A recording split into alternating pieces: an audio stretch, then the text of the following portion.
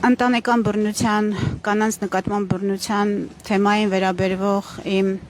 ուղիղ եթերներից հետո մարդիկ, կանայք պատմում են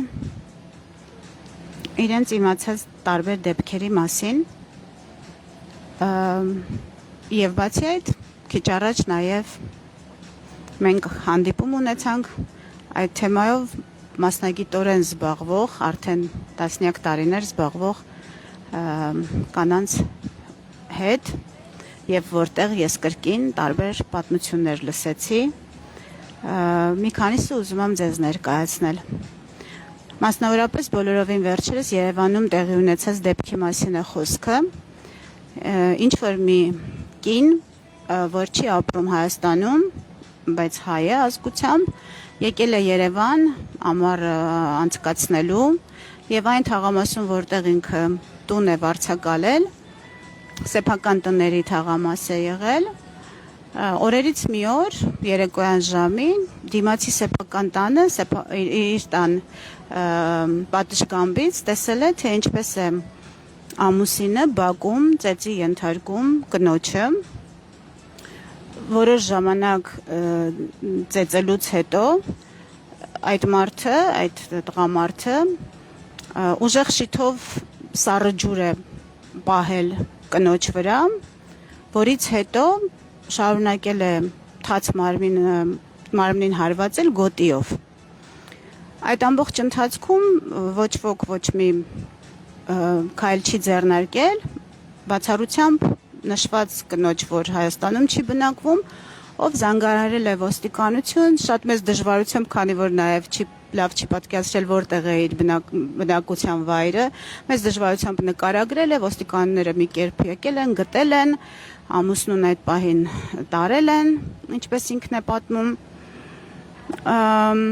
եւ ինչ է տեղի ունեցել դրանից հետո, մեկ ամիս անց այդ կինը տուժողը, այսինքն դաժան բռնության ենթարկված երիտասարդ կինը ծնողների տուն է տեղափոխվել, մեկ ամիս անց եւ ամուսինն է վերադարձել իրենց բնակության վայր, իրենց տուն, այսպես ասած, եւ երիտասարդ կնոջը, եղբայրն ու հայրը բերել են տուն, վերադարձրել են տուն։ Այսինքն մի հատ էլ փաստերը համադրենք, ծեծ, դաժան ծեծ, թաց մարմնին գոտիով ծեծ, որից հետո տվյալ կնոջ, երիտասարդ կնոջ հայրը եւ ամուսինը, հայրը եւ եղբայրը իրենց ձեռքով, իրենց աղջկան, նրան ում ինչպես այդպես է կարգը պետք է պաշտպանեն, բերել են եւ հանձնել բռնակալ ամուսնուն։ Մենք գիտենք, թե այդ process-ը ինչպես է ընթանում, ինչ խոսակցությամբ է համեմվում, մոտավորապես լինում է հետեւյալը, դե տուն է, ամեն ինչ կպատահի, ընտանիք է, ընտանիքում ամեն ինչ հնարավոր է, գուցե էլ չի անի, ամենակարևորը դու ջղայնացրել է իր հավանաբար, հունից դուրս է եկել եւ այլն եւ այսպիսի համեմունքներով ընտանիքը պահպանելու առաջնահերթության անվան տակ այդ աղջկան վերադարձնում են բռնակալ ամուսնու մոտ, բռնակալ չէ, պարզապես ամուսնու մոտ, որովհետեւ այդպես է ճիշտը, այդպես է իրերի դրությունը։ Սա առաջին դեպքն էր, որի մասին լսեցի այս ընթացքում եւ ուզեցի ձեզ հետ կիսել, երկրորդ դեպքը մի կին, 30-31 տարեկան մի կին, ի վերջո դիմում է ոստիկանություն, այն բանից հետո եւ պարզվում է, որ իրեն դանակով հարվածել է ամուսինը, ով գտնվում է հաշմանդամության սայլակի վրա, այսինքն հաշմանդամություն է ձեռք բերել ամուսնությունից հետո եւ սայլակի վրա է, չի կարողանում ինքնուրույն տեղաշարժվել եւ դանակով հարվածել է կնոջը եւ կինը դիմել է արդեն ոստիկանություն եւ այդ ամբողջ ընթացքում խոսակցության ժամանակ ինքը հաշմանդամություն ունի սայլակի վրա, ինչպես է կարողացել քեզ հարվածել, Հնչել է հետևյալ պատասխանը, որ կոնկրետ հարվածի ժամանակ տղամարդը, երիտասարդ տղամարդը կնոջն ասել է մարտի 8-ի օրն է եղել, ասել է մոտեցիր, որ պաչեմ, շնորհավոր եմ, դանակ է ունեցել արդեն մոտը եւ այդ ընթացքում հարվածել է, բայց ինչ է պարզվել է, որ սա երկարաժամկետ տարիների իրավիճակ է եւ տվյալ կինը մշտապես հաշմանդամություն ունեցող ամուսնու կողմից ենթարկվել է ֆիզիկական բռնության եւ ինչ է ինքը ասել է որ ամուսինը ասել է արի մոտիկ արի ես քեզ պետքա ապտակեմ եւ կինը խոստովանել է որ ինքը չի պատկերացրել, որ կարելի է եւ չմոտենալ։ Ինքը մտածել է, որ ինքը պարտավոր է մոտենալ ամուսնուն, որպեսզի վերջինս նրան որպես պատժիչ այս կամ այն գործողության համար ապտակի եւ ինքը մոտեցել է եւ այդ ապտակը ստացել է այնքան, մինչեւ բանը հասել է դանակահարության։ Այդ նույն կինը երկար հոգեբանների հետ աշխատանքի արդյունքում պատմել է, որ երկար տարիներ ենթադրաբար ամուսնու հաշմանդամություն ստանալուց հետո ամուսնու կողմից սեփական հոգեբանական ծանր խնդիրներ ունենալուց հետո սեփական ինքնագնահատականի հետ խնդիրներ ունենալուց հետո կինը մշտապես ենթարկվել է ամուսնու կողմից ստորացումների, վիրավորանքների, արգելքների, որևէ տեղ չգնալու արգելքի, խայտառակ սահմանափակումների, այն աստիճան, որ մեկ շաբաթ հետո հոգեբանների աշխատանքից հետո, երբ որ հարցրել են ինչ ես ուզում, ասել է մի բան կարելի է, մի բան եմ ուզում շատ անեմ, ասել են ինչ, ասել է օգնեք, որ դա կարողանամ անել, ասել են ինչ, պարզվել է ուզում է շրթներ քսել, որովհետև ամուսինը նաև արգելել է նրան շրթներ քսել։ Ահա այսպիսի տեսք ունի բռնությունը, կնոջ նկատմամբ բռնությունը, ընտանիքների ներսում քողարկված բռնությունը, որ գոյություն ունի մեր մեջ, մեր կողքը, մեր շուրջը, մեզանում։ Երրորդ դեպքը, որ այսօր լսեցի, մարզասրահում է տեղի ունեցել, երիտասարդ ամուսինները կրկին 30-35 տարեկանի սահմաններում երիտասարդ զույգը մարզվելիս է եղել միասին, ամուսինը եւ կինը։ Եվ ներկա գտնվող ականատեսը պատմում է, որ մարզվելու ընթացքում հանկարծ ամուսինը սկսել է ոտքով հարվածել իր կնոջը։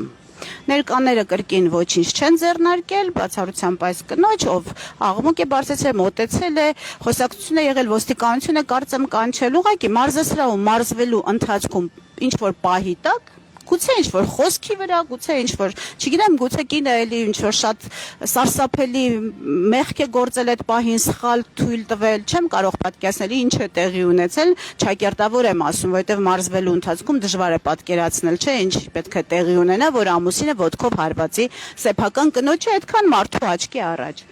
Եվ ինչ է եղել այս դեպքում շարունակությունը եղել է այն, որ այս ականատեսը կնոջ հետ մենակ մնալու դեպքում սկսել է խոսել, զրուցել եւ կինը ասել է, գիտեք, ինքը պատերազմի մասնակից է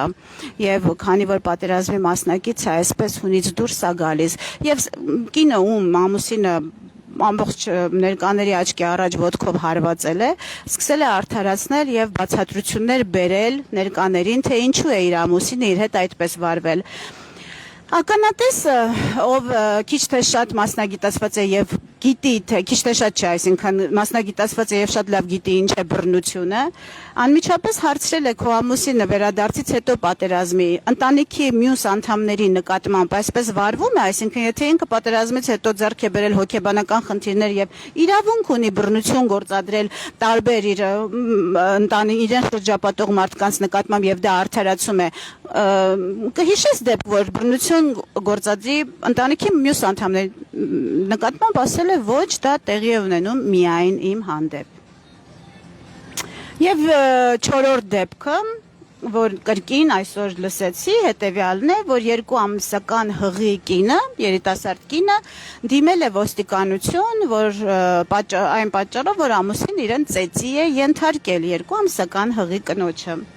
Արդյունքում ոստիկաններն ասել են դե մի մեծացրու, մի ուրճացրու պատմությունը եւ հետ են ուղարկել եւ հաղորդում նրանից չեն ստացել։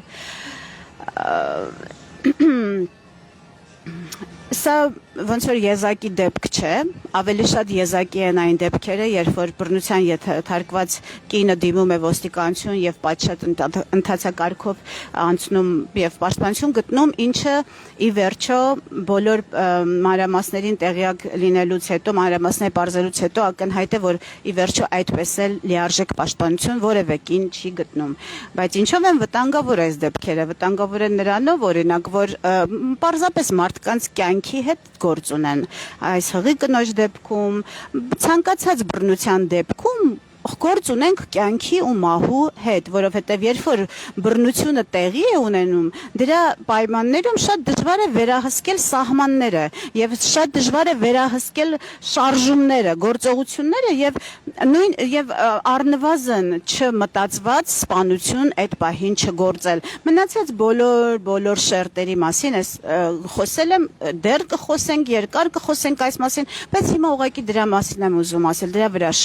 ուշադրություն հրավիրել։ 2 ամսական հղի կնոջ ոստիկանը, որը ուղարկել է տուն ամուսնու մոտ, ով ծեծի է ենթարկել, ուղղակիորեն մեր հարգելի ոստիկանը վտանգել է այդ կնոջ եւ այդ դեռ չծնված երեխայի կյանքը։ Սա ուզում եմ, որ հստակ մենք արձանագրենք եւ անցնենք առաջ։ Իսկ անցնել առաջ նշանակում է պատմել մեկ ուրիշ կնոջ պատմություն, որը հանրային է եղել,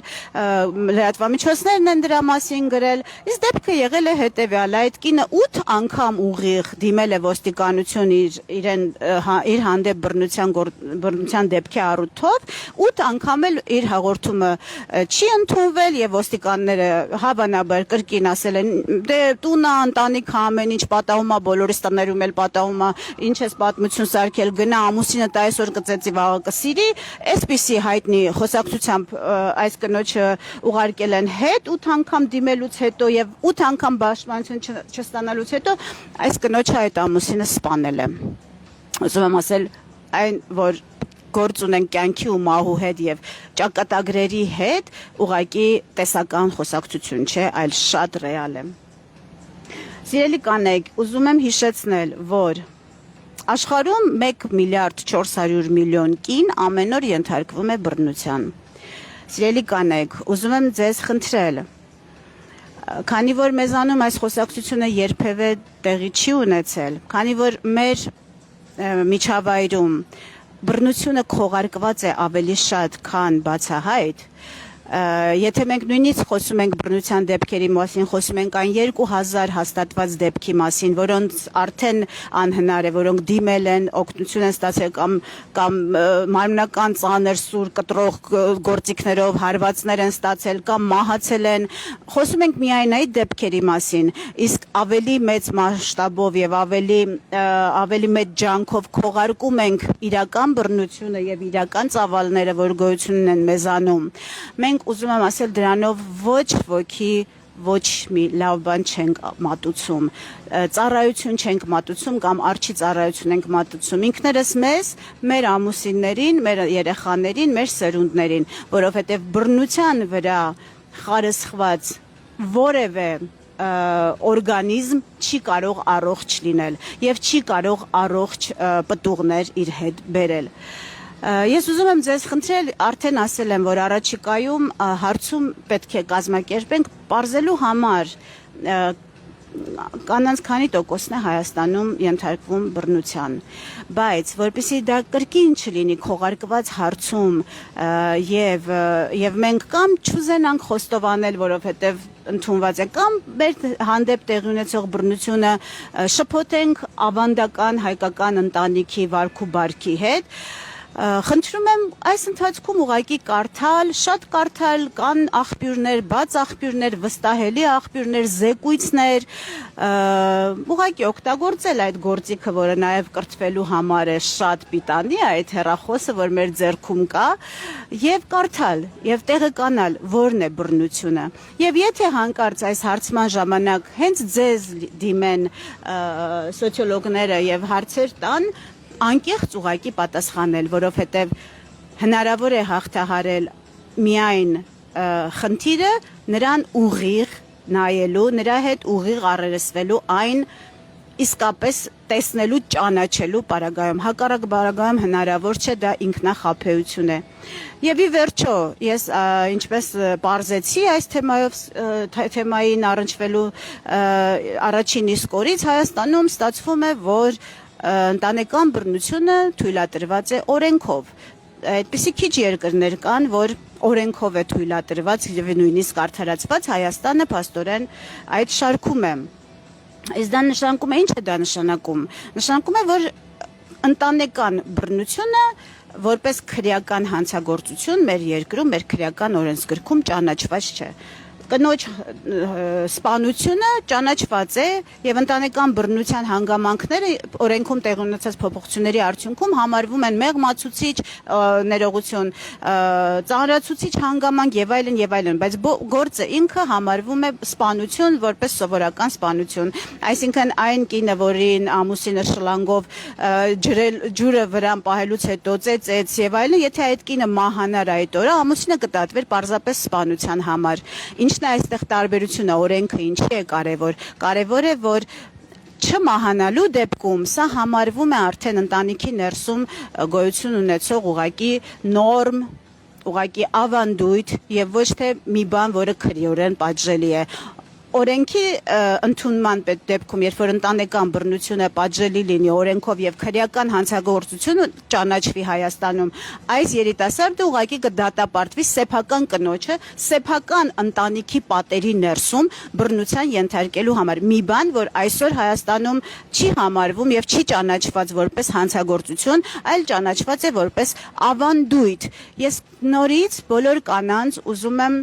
կոչ անել մտածել այն մասին, արդյոք մեր ընտանիքը, ավանդական հայկական ընտանիքը հիմնված է բռնության մշակույթի վրա եւ արդյոք դա այն է, ինչ մենք ուզում ենք, թե մենք երազում ենք խաղաղ, սիրով եւ հարգանքով պատված ընտանիքի մասին, ընտանիքի մոդելի մասին։ Եթե մենք փոխադարձ սեր եւ հարգանք ենք ընտրում որպես ընտանիքի մոդել, ապա մենք դեռ շատ բան ունենք միասին անելու։